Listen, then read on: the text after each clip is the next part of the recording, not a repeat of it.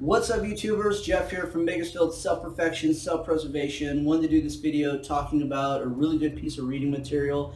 I definitely highly recommend this book to any woman out there, or anyone who claims to teach a women's self-defense class, or anyone who claims to teach any kind of self-defense class.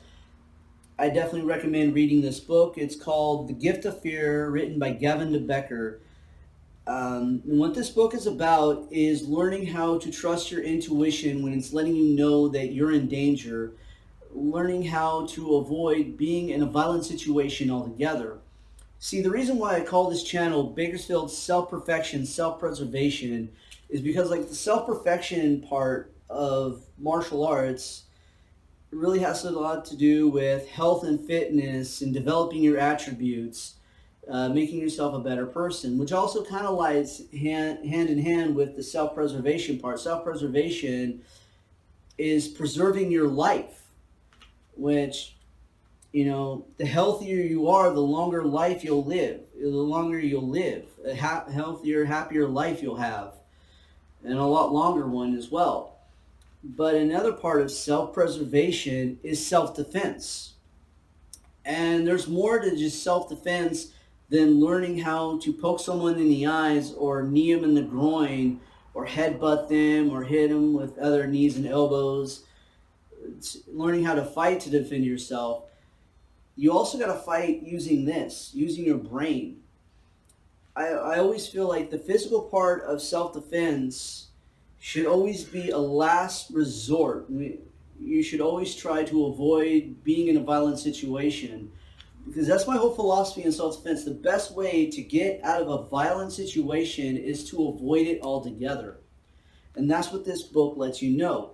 Gives you an idea of how to tell when you may be in a possible violent situation, when you may feel like you're in danger. Because we all have that little intuition in us letting us know, I don't feel safe. Something's not right. Maybe we should go another way. That's our intuition letting us know that we may possibly be in danger. And that's what this book is about, is trusting your intuition. What I like about it is starts off with a story that's is a really sad story about a woman who was taking her groceries to her apartment, to her upstairs apartment, and a can of cat food fell out of one of her bags. And then out of nowhere comes this stranger who picks up the bag, or not picks up the bag, but picks up the can of cat food and hands it to her, offering to help her with her groceries, taking it to her place. And she said no at first, but he was very persistent and finally talked her into it, even though she felt like something wasn't right. She wasn't listening to her intuition, and she felt that she may be in danger with this guy, even though he may seem to come across as a good Samaritan, just offering to help with her groceries. Unfortunately, she didn't listen to her intuition, and the guy ended up raping her. Thankfully, she was able to escape her rapist and get out of the situation alive.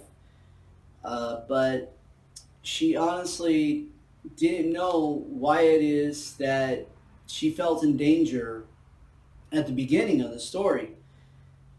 And what the author does, because this person is an actual person that this happened to, and this is actually one of his clients that she allowed him to use this story for his book.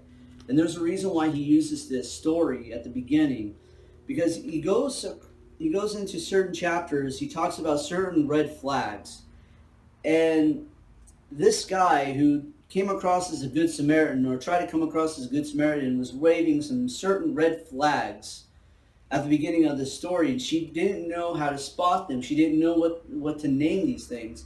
And that's what he does. He gives names to these red flags that this guy was waving. So you can kind of spot this yourself. Whenever you're walking somewhere and someone tries to come across as a good Samaritan, but you're just having this little feeling in your gut that this guy isn't what he seems, and there's certain red flags, but you didn't know what they were called. This lets you know what to look out for in a person who may want to try to come across as a good Samaritan, but really has bad intentions. Also, one of my favorite chapters, let's see if I can find it here. Yeah, it is chapter 10, Intimate Enemies. And this one is really important. If you don't read anything from this book, at least read chapter 10. For any woman out there, always read, any woman, every woman out there should read chapter 10 of this book, which is titled Intimate Enemies. And it starts off with a quote from Nicole Brown Simpson going, "You never do anything about him. You talk to him and then you leave," which was what she said to the police about her husband at the time, O.J. Simpson, who was abusing her. And that's what this is about. It's about abusive relationships, how to avoid being in an abusive relationship, what to watch out for in terms of abusive relationships, abusive partners. Definitely highly recommend at least that chapter. If you don't read anything else from that book, at least read that chapter. Read chapter 10 of The Gift of Fear by Gavin Becker. I'll leave a link where you can buy this book. You can get it on Amazon. There's a softcover edition like this, and there's also a hardcover edition. Whichever one you want to get, no matter what, just definitely pick this book up. I recommend this for any woman out there or anyone who claims to teach a women's self-defense class or any other type of self-defense class, because a huge important part of self-defense is how to avoid being in a violent situation altogether. The stuff you learn in martial arts on how to poke someone in the eyes, knee someone, headbutt someone, that should always be a last resort. You should always try to look for a way to avoid having to use violence to defend yourself. I hope everyone's having a great day. Until next time, this is Jeff, saying peace.